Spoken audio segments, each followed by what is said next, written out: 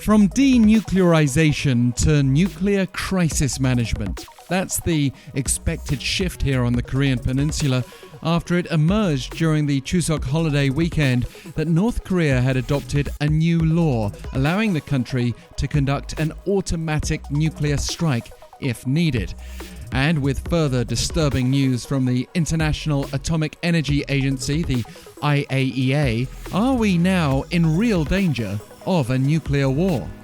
According to North Korea's new law, it states that a nuclear strike can be automatically and immediately carried out if the country or leadership is endangered. But what would be considered a sufficient danger?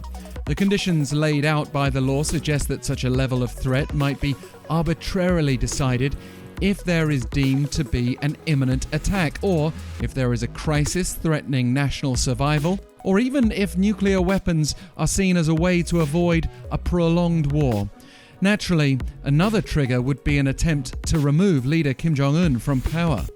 The trouble is, because North Korea considers even joint South Korean-US military drills to be a threat, this new law could rather too easily trigger a preemptive nuclear attack by the North, at least in theory. It's a big difference from the North's previously defensive and US-focused nuclear policy adopted in 2013. Now, there's a danger Pyongyang could justify a nuclear strike on South Korea, which has already outlined its own kill chain strategy to preemptively strike North Korea's command system if an attack is considered imminent. And we don't know exactly who would be responsible for that capability if Kim himself were endangered, as all authority for nuclear strike decisions rests with him.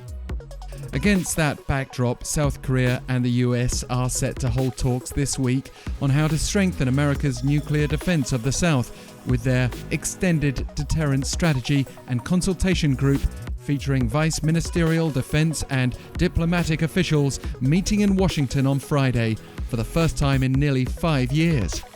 While there's always a danger of these tensions fueling an arms race, South Korean and American officials have already judged that North Korea is ready to conduct its 7th ever nuclear test, and first since 2017. And there are ongoing concerns around the North's nuclear development based on remarks by Rafael Grossi, Director General of the IAEA, which is the UN-nuclear-watchdog.